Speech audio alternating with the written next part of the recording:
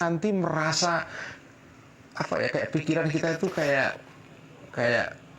apa, tumpul. Misalnya jenengan penulis, jenengan tidak mengolah, tidak mengasah kemampuan menulis sampean itu nanti setelah sekian bulan, 2 bulan, 3 bulan itu ya kayak pisau yang nggak diasah sehingga dia nggak bisa untuk memotong barang, dia tumpul gitu. Jadi sebetulnya sederhana keterangan dari kitab Mishkat ini ya. Intinya adalah bahwa roh itu karena bertingkat-tingkat ya.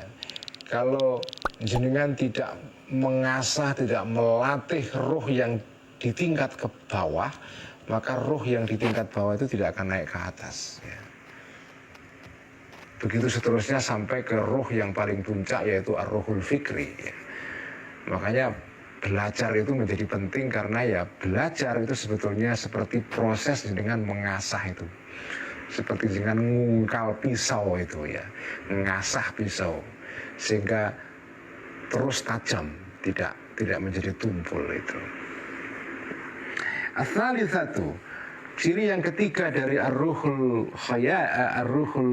khayali adalah anna hadzal khayala. Sesungguhnya khayal ini, yaitu kemampuan untuk menyimpan memori tadi itu, fi bidayatil amri, di dalam permulaan perkara, artinya mula-mula, muhtajun ilahi, itu dibutuhkan jiddan banget ya.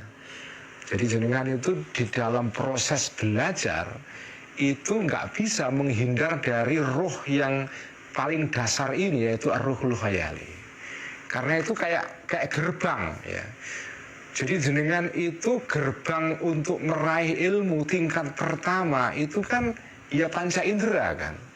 Panca indera yang mengindera sesuatu, kemudian sesuatu itu disimpan di dalam ar-ruhul khayali kita. Jadi ini kemampuan dasar, ini dibutuhkan ya.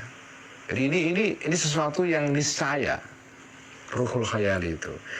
Liut batas, supaya dikendalikan atau diikat ya, bihi dengan al-khayal, al-ma'ariful aqliyatu, pengetahuan-pengetahuan yang bersifat akliyah atau bersifat rasional. Fala tattariba, maka tidak menjadi goyah atau menjadi goyah ya. Al-ma'arif al-aqliyah wala tatazalzala, dan tidak goncang al-ma'ariful aqliyah, wala tantashira, dan tidak menyebar atau berhamburan al-aqliyah, intisyaran, berhamburan, yakhruju, yang keluar, anidhabti, dari pengendalian. Fani'mal mu'inu, maka sebaik-baik penolong adalah al-mithalatul khayaliyatu, perlambang-perlambang yang bersifat khayali, lil ma'arifil aqliyati, terhadap pengetahuan-pengetahuan yang bersifat akal. Ini agak sedikit rumit ya. Jadi ciri khas ketiga dari al-alamul khayali itu adalah dia ya, ar-ruhul khayali ini itu adalah tingkat pertama dalam proses jenengan itu belajar atau memproduksi pengetahuan ya. Ini sebetulnya teori mengenai pengetahuan ini. Jenengan itu kan, bagaimana pengetahuan itu kok bisa ada dalam pikiran kita? Itu kan kalau mau